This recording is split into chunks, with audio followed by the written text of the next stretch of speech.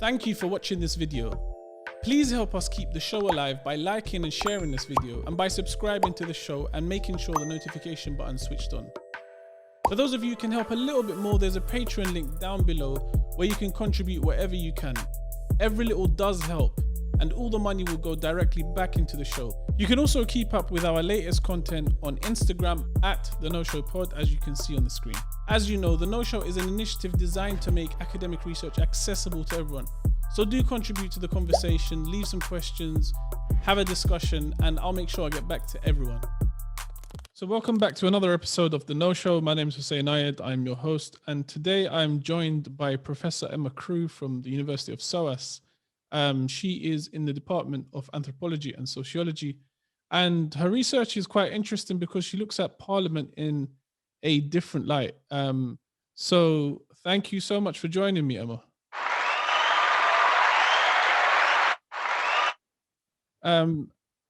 First of all, I know it's been a crazy time for you because of having to adjust your research and what have you. But having looked at Parliament in the way that you do, what's been your take so far on how Parliament has responded to COVID?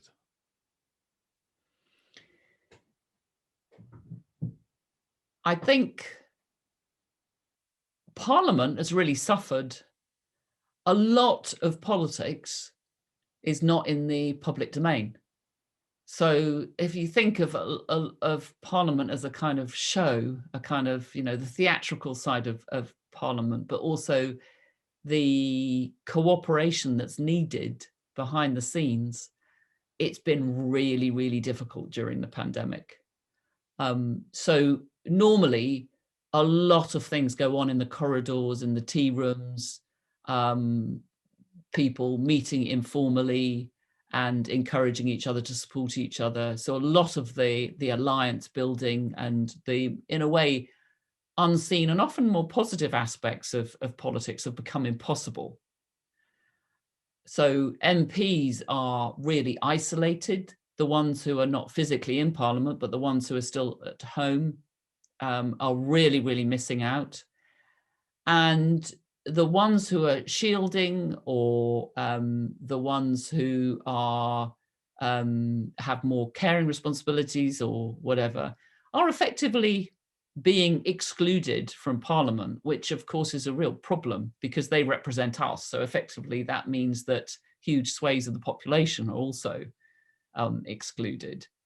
So I think Parliament has really suffered. As to how government has reacted to COVID, that's a completely different issue. And I don't really study government. And I think one of the things that I learned with much greater clarity as I was studying Parliament was the importance of always distinguishing between Parliament and government. So I'm much less qualified to analyze exactly all the failures of government in the way that it responded. No, it's really interesting because obviously a big part of government, and it's something that you touch on in your book, is sort of this rituals and part of that is obviously Parliament is very performative in nature because it's for the public to see what's going on, and as a result, having that sort of performance or that arena eliminated from politics temporarily, what does that mean for power? Because you mentioned that there's sort of conversations in the corridor, there's alliances. How does that change things for politics in general? I'm really glad you mentioned rituals, because I think rituals are something people associate with religion or kind of sacred spaces. And they very often think of ritual as something which is identical, enacted in an identical way. And sometimes in religious contexts, that's true. Things are, incantations or prayers or whatever it is, have a kind of repetitive quality to them. But usually parliamentary rituals or political rituals more generally are very variable. So you've got rules, like you've got the standing orders in Parliament, which you have to know. But the way people play the game still leaves loads of room for maneuver. So the content of what you're saying and the rhetoric that you use in your performance, and the demands for the rights of backbenchers, for example. So, you know, the speaker's job is partly to make sure that the backbenchers get enough space to articulate their scrutiny, basically, of government. So these rituals are really necessary in domains where there's lots at stake. So the other place where you've obviously got rituals of great, where there's a lot at stake, and they can often be quite formalized and quite intimidating, are courts of law. So, you know, legal and political domains often have these rituals. So you really have to understand the kind of very techie side of it, the procedure, and it's the clerks who are the real experts. And so the problem, particularly for backbenchers, is they don't always have the same access to the experts on the rules, the clerks. It's more difficult on a Zoom. So how do you go and ask for advice about how you can make best use of the rules to play politics cleverly?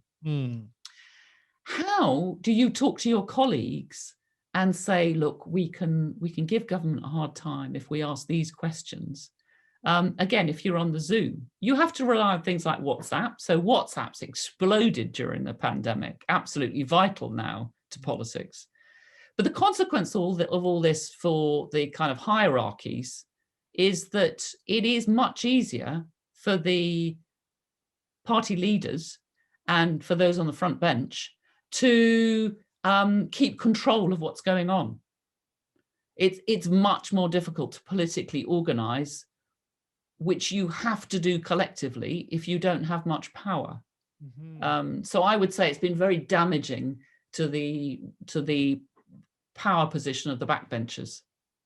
I mean, as part of your research, you sort of did a really ethnographic type of research. So what that means for our audience is a research where Emma was involved in day-to-day sort of activities of politicians, and that involved being in Parliament for, you know, prolonged periods of time. What was that like? In the House of Lords, it was very intimidating initially, because it looks very intimidating. It's got these very high ceilings. People are very polite to you when you're a stranger. But it's a bit like a village, you know, once you get to know people and you get to know your way around, it's extremely intimate. And actually, the quality of banter in the House of Lords is funnier, quicker, and more entertaining than any other place I've been. Oh, really? Yeah, particularly if you don't talk to the doorkeepers. They are so funny. They were like my kind of uncles and aunties. They really looked after me. In the House of Commons, the initial impression I had was one of kind of loneliness. It's like a huge city. There's a million things going on. You don't know where to be because there's too much choice.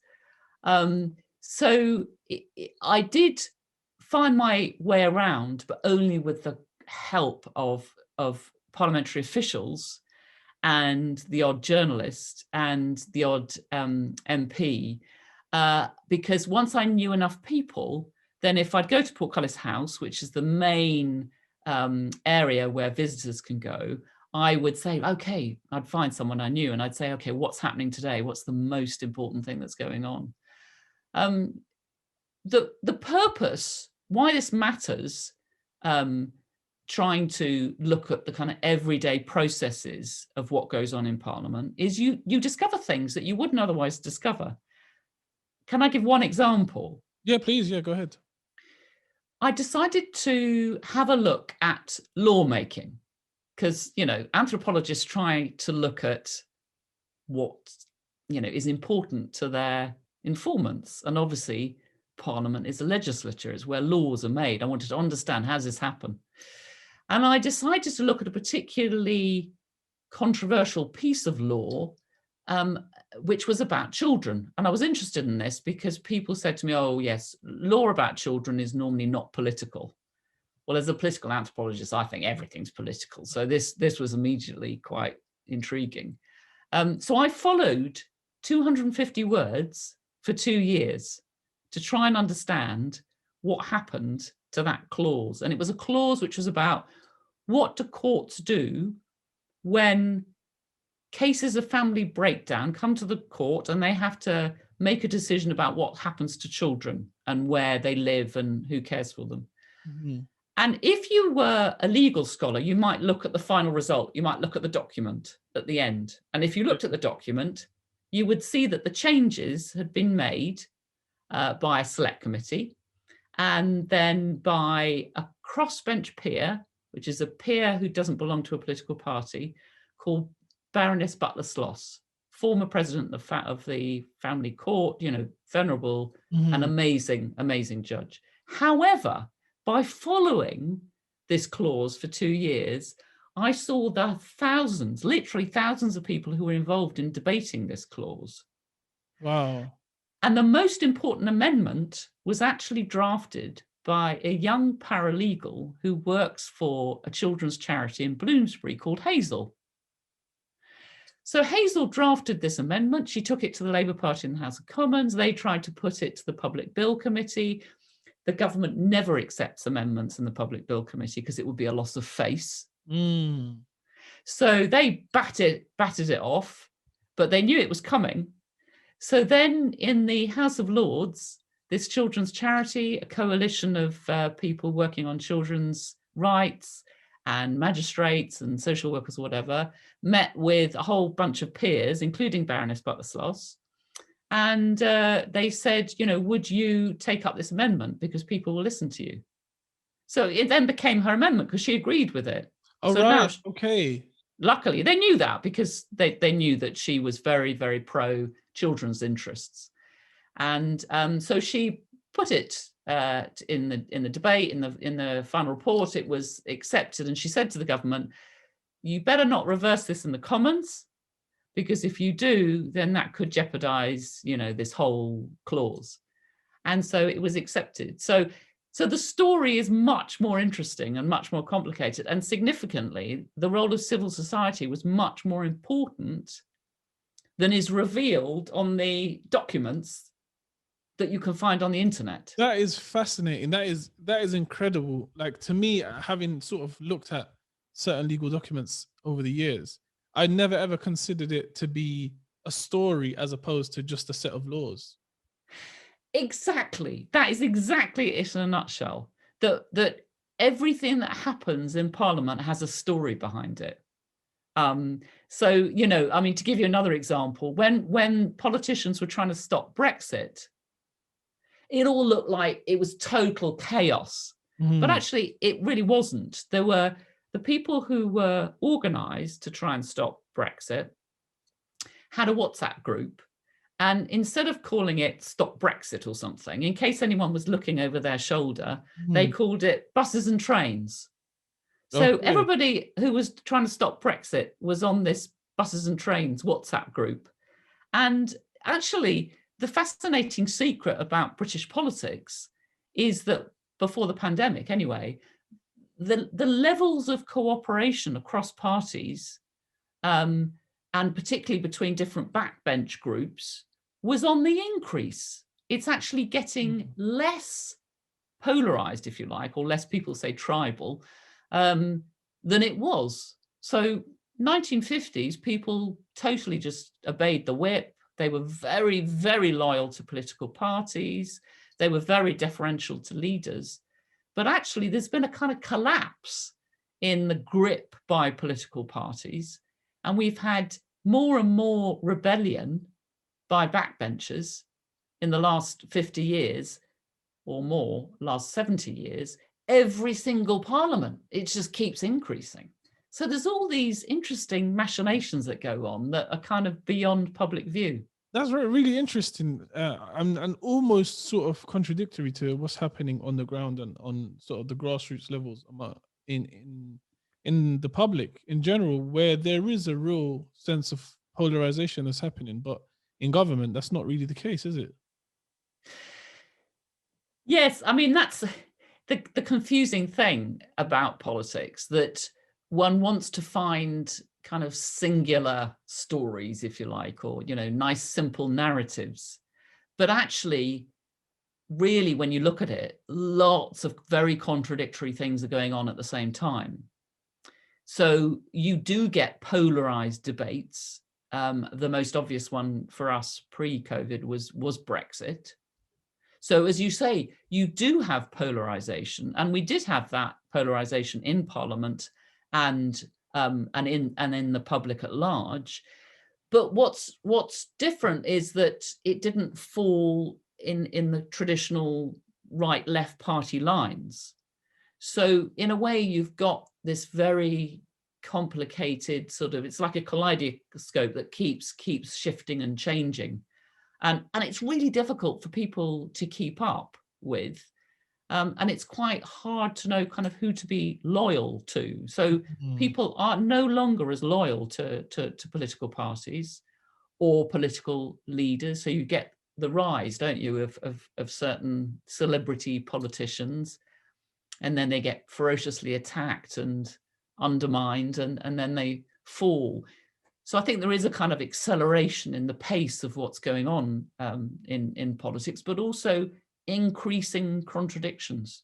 But how much of that do you think it can be attributed to something like being a career politician and just having great ambitions for yourself? Politicians are very similar in the way they talk about their work as aid workers. So I spent maybe 15 years working in international NGOs, working with aid workers. And I started when I was in my early 20s. And like most aid workers, I went in incredibly naive, determined to change the world, and also interested in travel.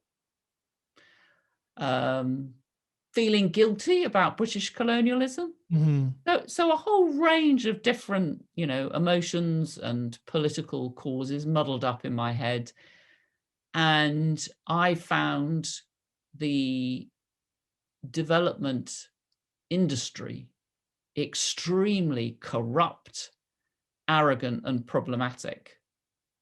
And I would say that in a way, international development is much more problematic than the public think.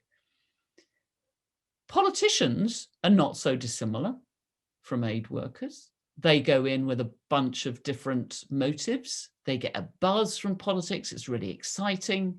It's an interesting career move. But also they're very often emotionally responding either to anger because they grow up during a period that they hate. So they're furious with a particular administration.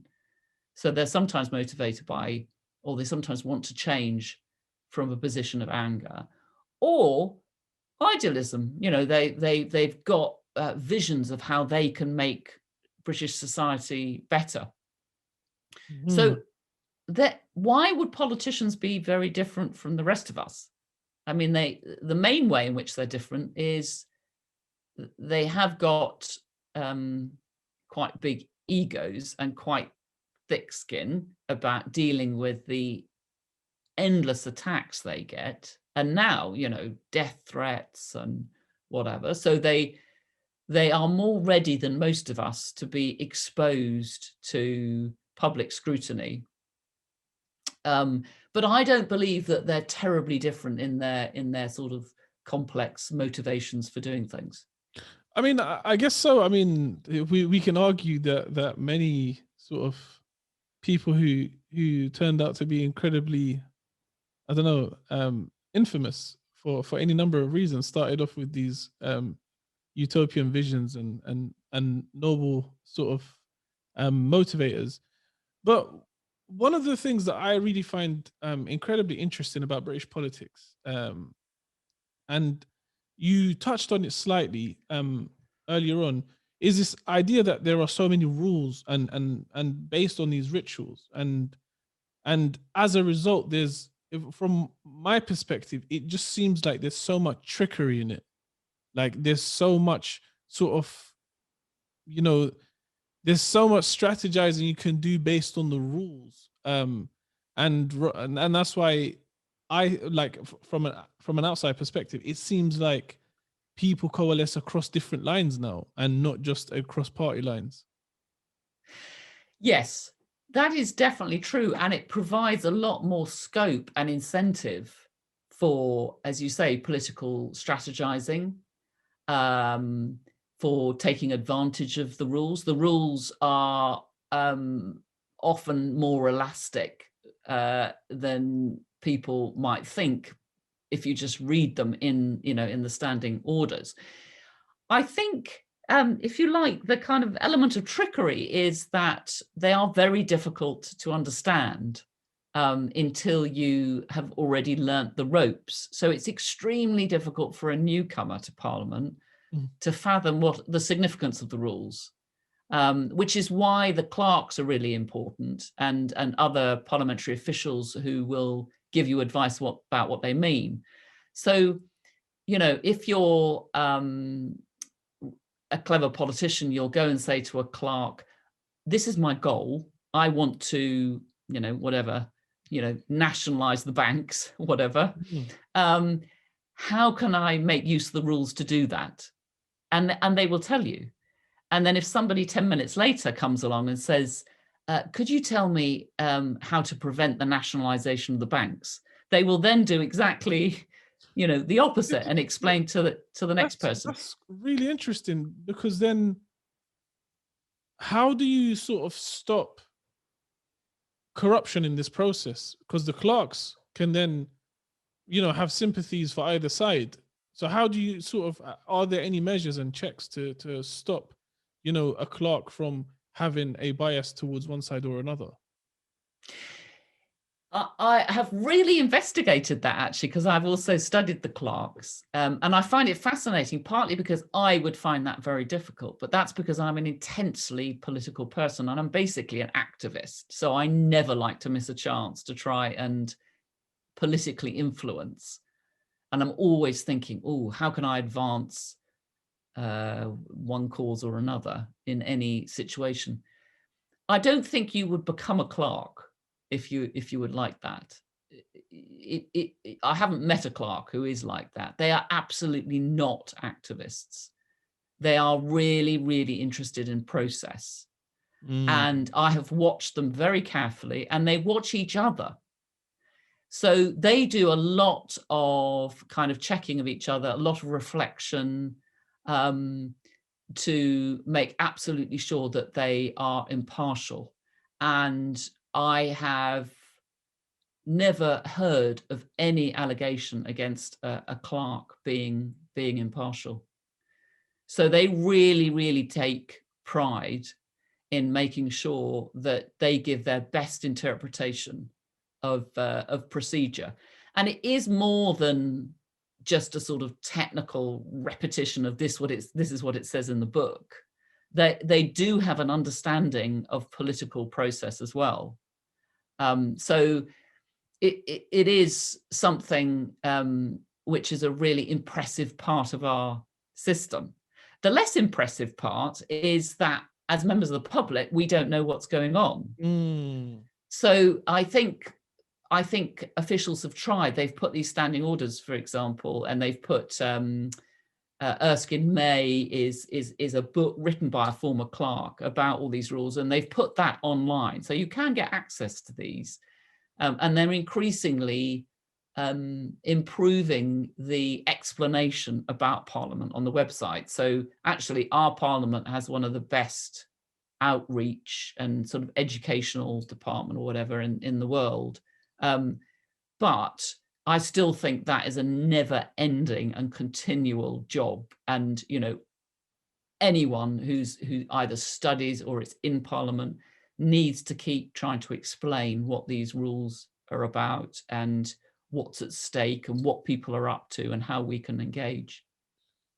It's super fascinating for me. It's super interesting because I mean I've got 100 thoughts in my head right now about this topic, and I don't want to sort of stretch out too much, but I have to ask in this case, because these clerks have so much knowledge and experience within when it comes to the rules, can it then be argued that these people who don't change, I don't, I mean, as far, correct me if I'm wrong, but they don't change with given governments, they're just fixed, you know, parts of the process or the system. With them, are they essentially the gatekeepers to power?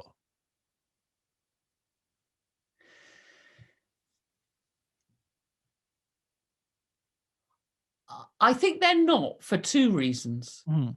One is that a lot of MPs are there for quite a long time, although you've got no guarantee that you're going to get re-elected. A lot of MPs do get re-elected again and again. So there are quite a number who are there for decades, and they become procedural experts. So the MPs themselves become really, really good at understanding the rules and how to kind of use them to their advantage. And the other point to make is that the rules only take you so far. So clerks absolutely scrupulously do not get involved in the conversations about politics. They will have an influence on the reports of select committees, but select committees are always cross parties. They're always members from across the whole house. So they're not involved with the actual kind of content of the politics. They're only involved with process. But these, you know, these are really good questions. And I think, I mean, it reminds me that one of the really important things, I think, about being an academic of Parliament is that it's important to scrutinise how Parliament is working and not just the politicians. And for this reason, I'm a really strong supporter of investing in research capacity in other countries, including I'm particularly interested in and have experience of working in South Asia and Eastern Africa. And we tend to think that strengthening democracy is just about kind of working with the politicians. But actually, I think it's really important to strengthen both civil society, but also specifically the capacity of researchers to shed light on what's going on in the political domain. I mean, I think you're absolutely spot on, and you know, just the fact that we don't know the nature of this work, and like you said earlier on before we started the recording, is that there's this sort of collective loathing of politicians, like they're politicians, so it equals bad people, and obviously that's not the case, because you know we've seen certain MPs and certain people that work in government who, you know, I mean, have done extraordinary things, and in certain cases have even died in the pursuit of this democracy. So in the case of the murder that happened, MP, I forgot her name, Jo Cox. Jo Cox, and yeah, and so we have this sort of, you know, very skeptical, cynical view of politicians. But obviously, you paint it out as you paint a completely different picture. You say there's riffs and rhythms, and can you sort of go into what that looks like? Yeah, I mean, I've got a theory. I will come to riffs and rhythms, but I've got a theory about why we loathe politicians. To start with the first bit, I think one aspect is quite positive, which is that we in British culture have a kind of decline of deference towards authority, and in some ways we kind of are more free to express a kind of quite normal irritation with those who wield power and can make things difficult for us. And there is a kind of inevitable resentment of people who rule us. And because of this decline in deference, we can express that. So in a way, that's quite a positive, got a positive aspect to it. The more negative aspect to it, because I think is a bit hypocritical, is that I think politicians actually remind us of ourselves. So any of us who are actively engaged in the public realm have to be political in the sense that we have to make alliances, we have to deal with contradictions, we have to make compromises. We can't always tell the whole truth to everyone all the time because it will hurt someone's feelings, or someone's asked us to be discreet, or we've agreed something as a team and we don't actually agree with that riff, which I'll come to in a second, as an individual, but we've agreed to it as a team. So you have to, you do this all the time as a charity. You have to, be on message. And I think a lot of us are doing this kind of thing all the time, but it's just the dial is a bit turned down. With politicians, it's like the dial is right up. They're doing it, but in a massively magnified form. So they're like a kind of concentrated form of us, or an aspect of us. We're all a bit politician-like, but they are politician times 10. And I think we hate them for it. And I think that's so an aspect of that is a bit unfair. But, one of the ways in which we are similar is that we've talked about the rituals, but we all have riffs and rhythms in our work.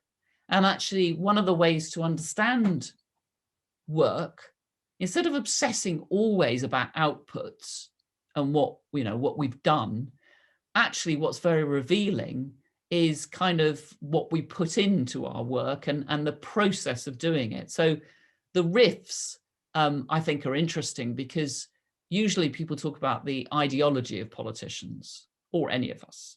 But the problem with ideology is it has a slight kind of implication that it's a bit fixed, whereas actually, I think the reality is that our views, our beliefs, our values, and the kind of content of what we articulate to each other has to be improvised continually. So the way I'm talking to you now will be slightly different from the way that I'll talk to students, or the way I'll talk to my mum, or the way I'll talk to political scientists who specialize in studying Parliament. We have to shapeshift in how we articulate our ideas.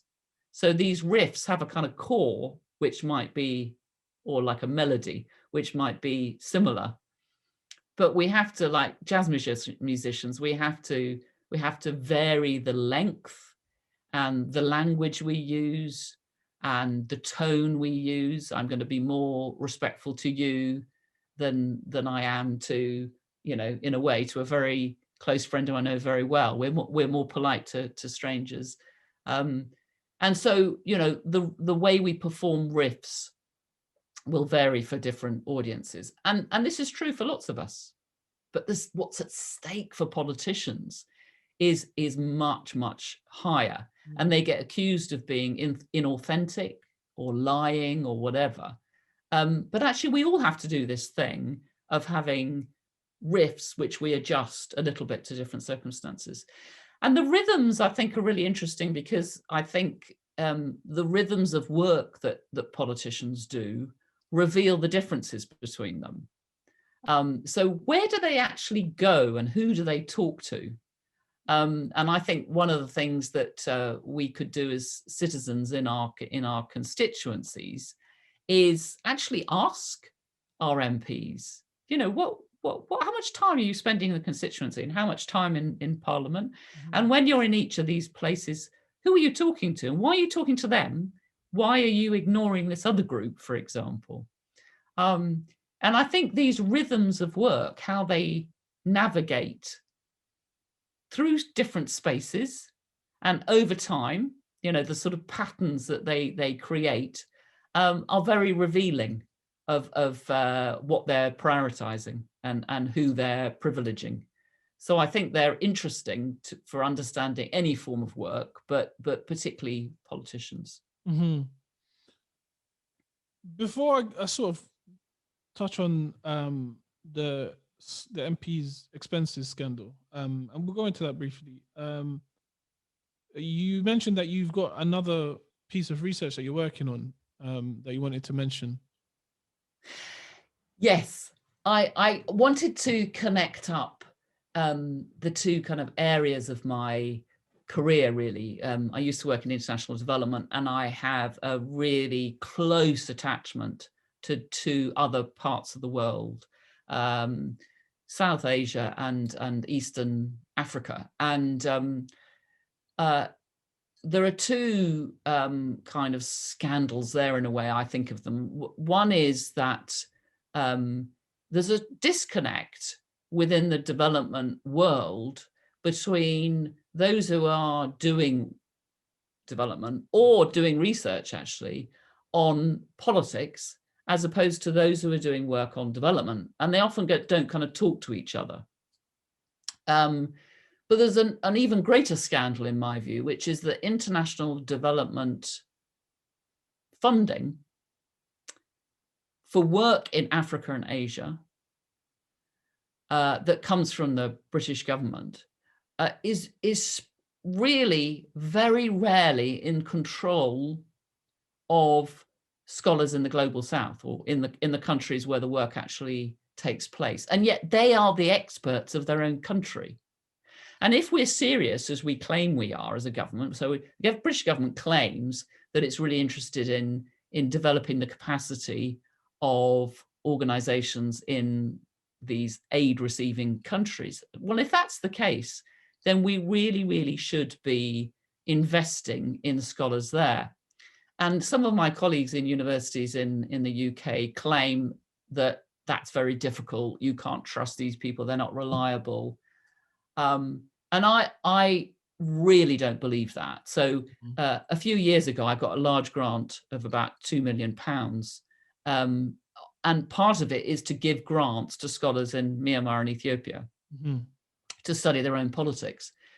And we prioritize people outside the capital, people who don't normally get grants, people who belong to ethnic minorities, women rather than men. So we didn't make this easy.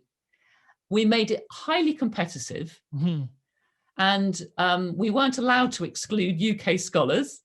But in this competitive process, we gave 46 grants, and 42 of them were won by scholars in Myanmar, Bangladesh. We added Bangladesh, Myanmar, Bangladesh, and Ethiopia. That's amazing. Of the 4 that were given to Europeans, 2 were diaspora. And this was highly, highly competitive, but very unsurprising, because of course they are the experts in their own country. However, it's very unusual for colleagues there to get grants. So we also gave a huge amount of mentoring. I mean, not necessarily ourselves, but we worked with partners in those countries. So we made sure that more senior academics or civil society leaders in those countries mentored the younger scholars. And I just want to give one example, but I could give you— Please go ahead. Many examples. One example of extraordinary research done by colleagues in one of the poorest states in Myanmar, which is Chin State. So there's an organization there called Chin Bridge Institute, which had never had foreign funding before. They'd never had a grant. In fact, apparently there's almost been no national research organization in Chin State that had got a foreign grant. And we gave them £5,000. They did 1,100 interviews in the monsoon, and they didn't even have a car, so they relied on motorbikes. Wow. They did a piece of research about how citizens view politicians. They came up with findings which were so interesting that when they produced the report in Chin and in English, the national parliament in Naypyidaw asked for a copy to be translated into Burmese. Wow. So we gave them another £800.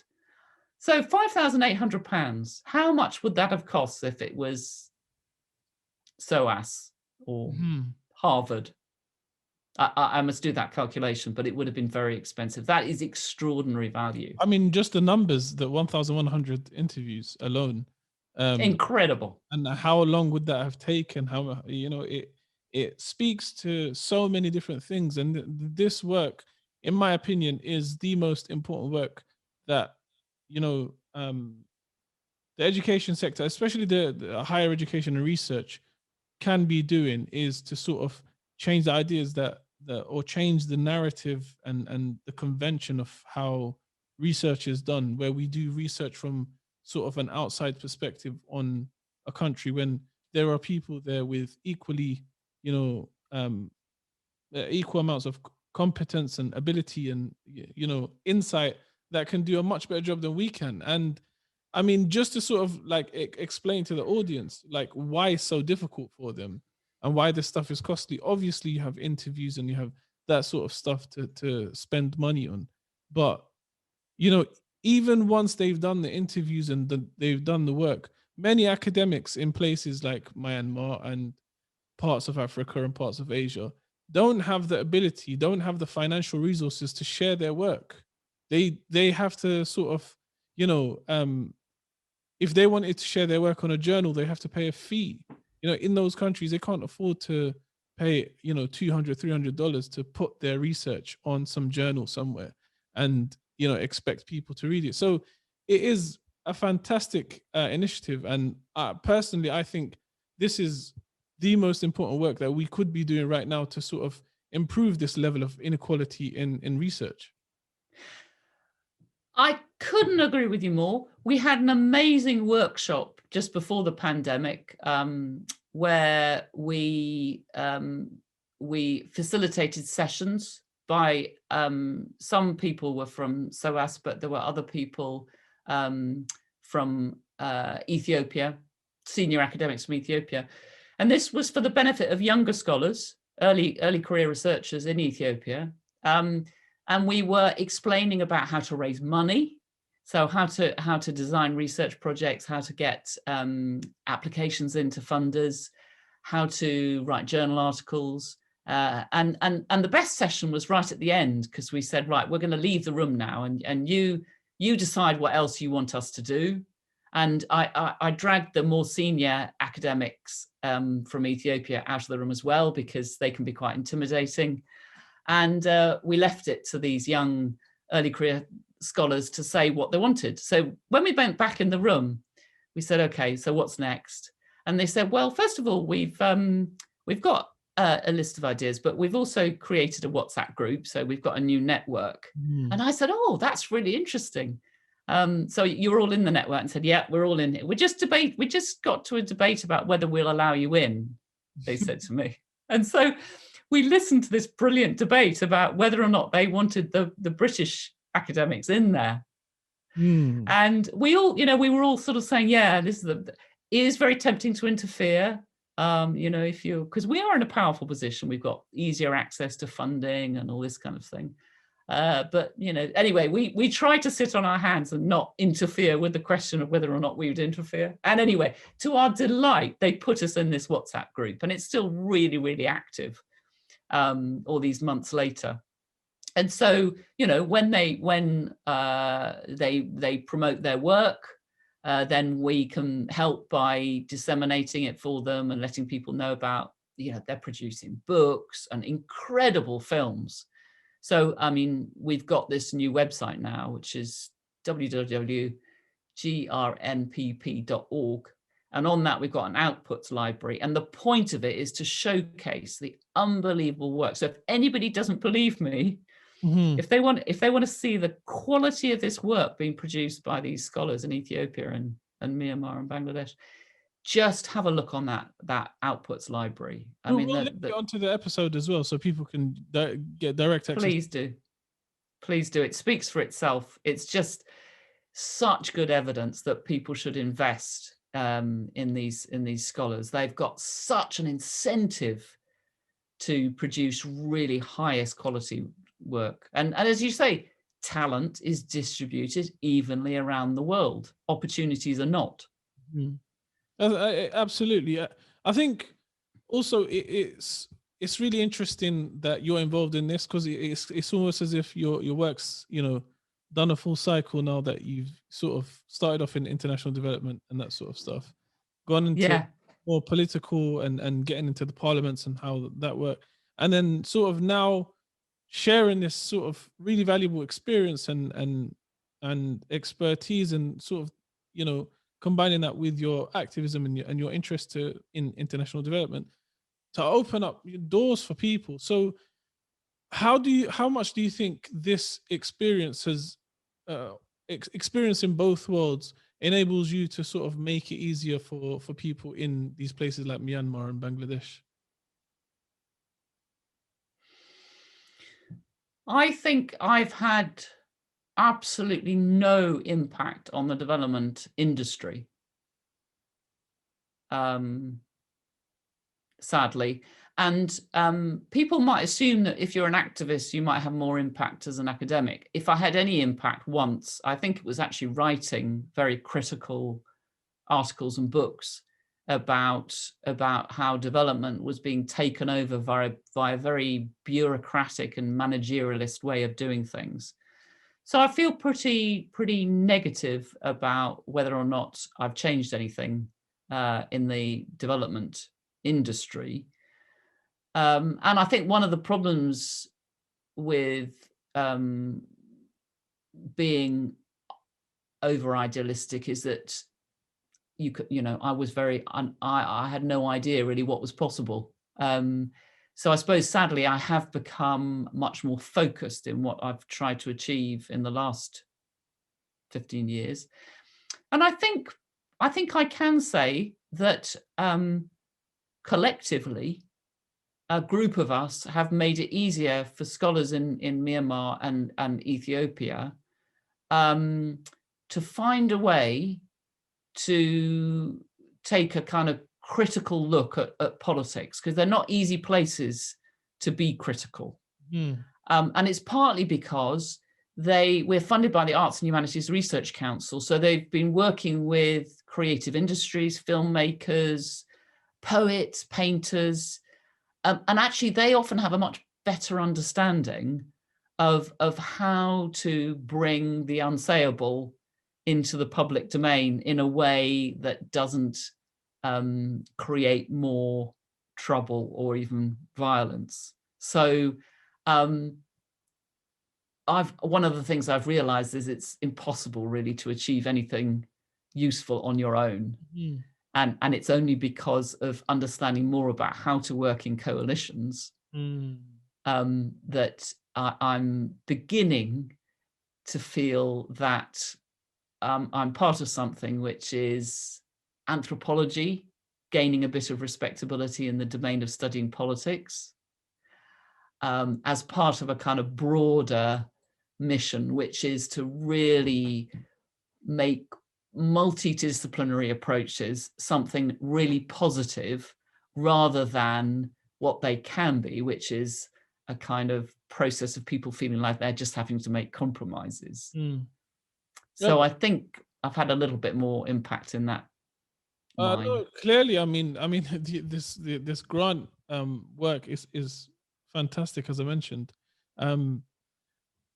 I want to just briefly, before we finish up, I want to briefly touch on something that you mentioned earlier, and obviously you did a little bit of research on the MP's expenses scandal, and one of the things that you mentioned was that you said people were more worked up, not so much about the financial gain as they were about the transparency element of the expenses.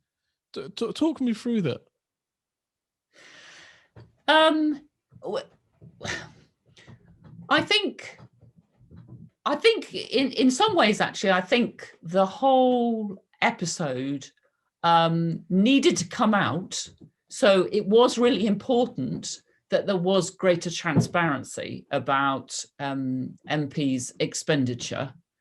But it left people misunderstanding what had happened. And I think that was partly about the way it was reported by some of the press. Because I think people are left assuming that MPs are corrupt. So I actually think that people were more troubled about the idea that MPs were stealing public money, being greedy. But actually, it's my view that the financial side of it was not as troubling as the MP's attempt to conceal what was going on. And really, things came to a head when MPs passed this Freedom of Information Act and then tried to exempt themselves from it. And some very plucky freedom of information activists like Heather Brooke, principally, and then later some journalists kept asking for information about expenses. And to me, actually, the scandal really was that MPs tried to deny them. So really, they should have realized that you have to be consistent. They shouldn't have tried to be secretive about financial expenditure. It's public money. But also, it was really idiotic that they couldn't see that once those demands came in, that inevitably their expenses were going to go into the public domain. So why did they not clean up their act and make sure that their system was sorted out and that there was no over-generosity? So one of the most galling aspects, I think, was the fact that they could claim for help with their mortgages and essentially buy a house and then keep the house.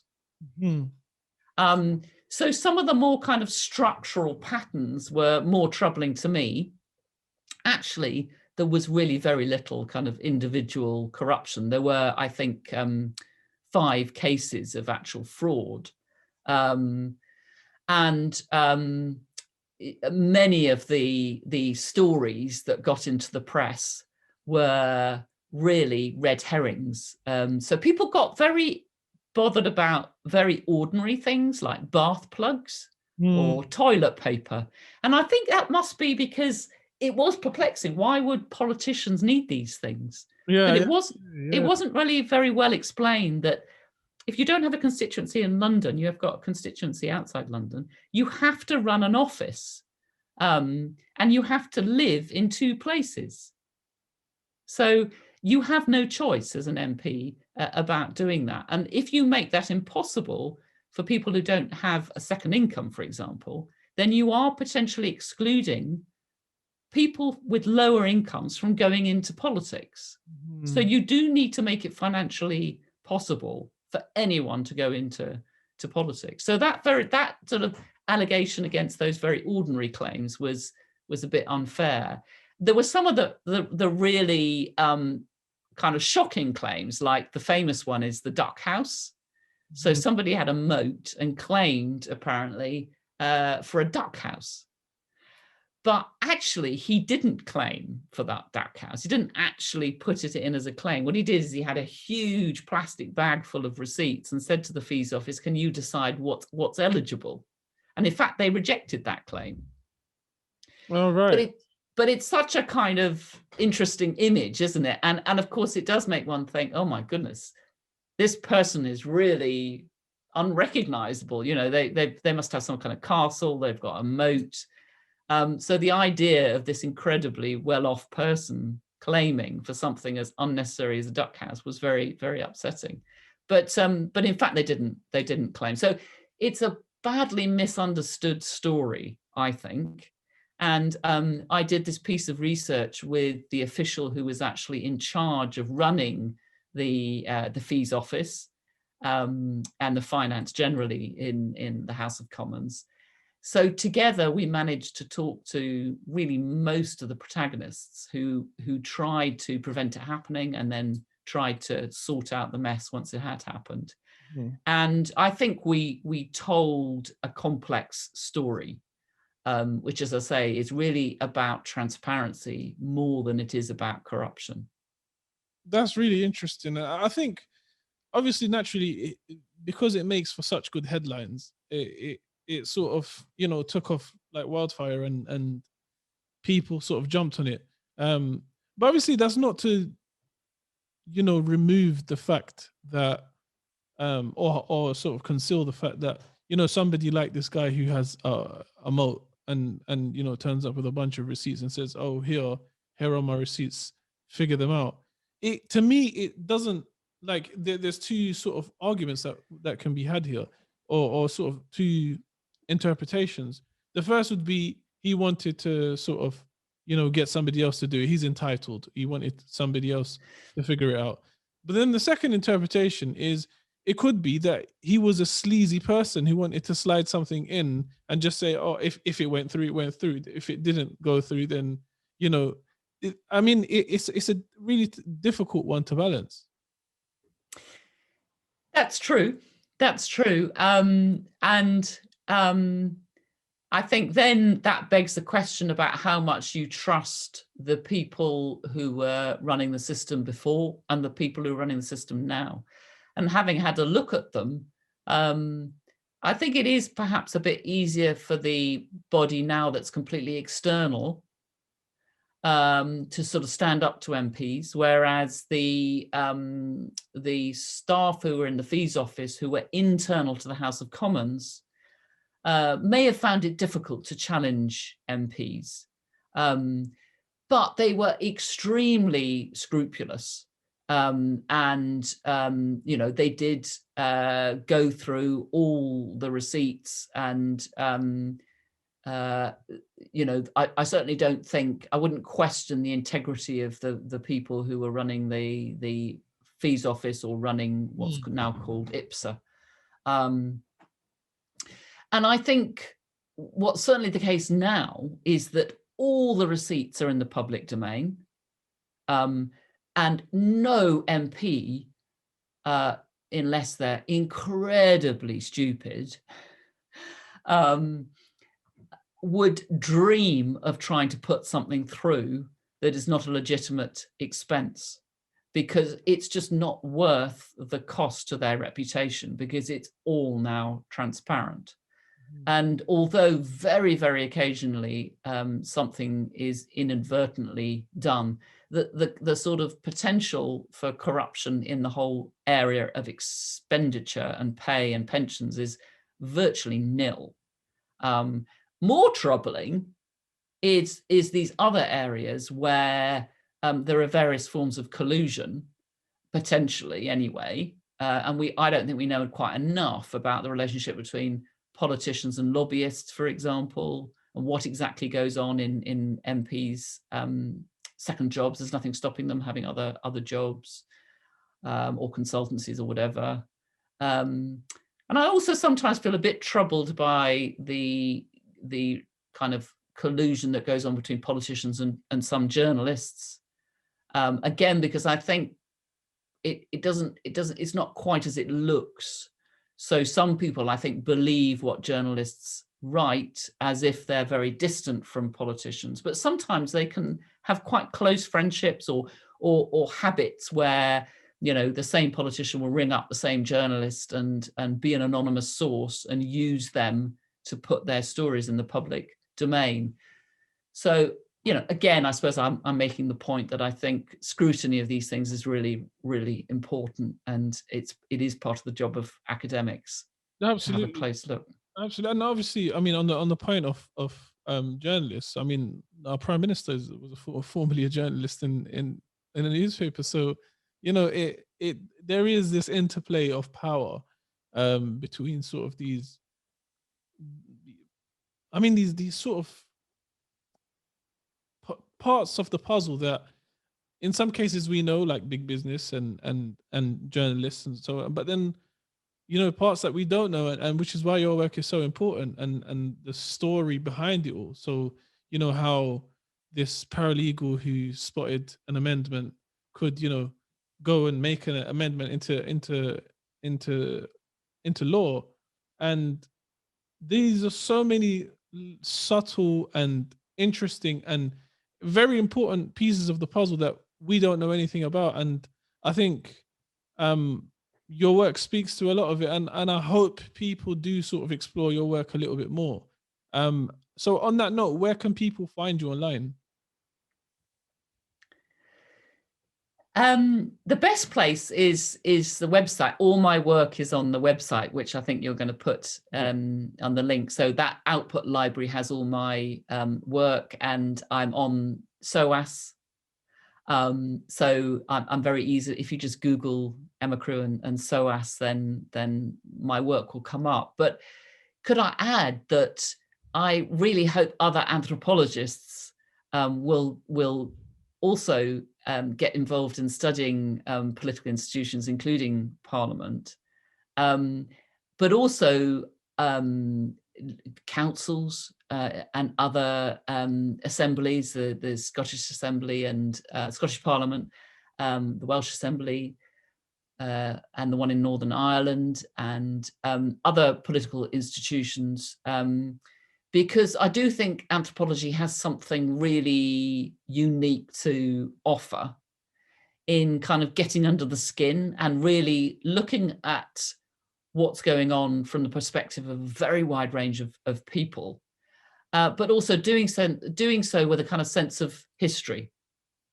So in a way, anthropology is such a marginal subject that it's always in conversation and learning from other disciplines, which is quite a good thing. So yeah, I hope other anthropologists will join too. Absolutely. I think it's extremely necessary to sort of open it up. And I mean, the thing about anthropology is that anthropology is what I find so fascinating about it is it, tells these stories rather than just presents facts. It sort of weaves it into a narrative that we can understand. So I definitely think, again, I can't emphasize this work is really, really important. On that note, Emma, thank you so much for joining me. I've really enjoyed speaking to you, and I hope to sort of have you on further down the line when you can share with us some of the work with the grants that you've issued. Yes, please. Thank you very much, Hussain. Really, really lovely to meet you. Thank you for watching this video. Please help us keep the show alive by liking and sharing this video, and by subscribing to the show and making sure the notification button is switched on. For those of you who can help a little bit more, there's a Patreon link down below where you can contribute whatever you can. Every little does help, and all the money will go directly back into the show. You can also keep up with our latest content on Instagram at The No Show Pod, as you can see on the screen. As you know, The No Show is an initiative designed to make academic research accessible to everyone. So do contribute to the conversation, leave some questions, have a discussion, and I'll make sure I get back to everyone.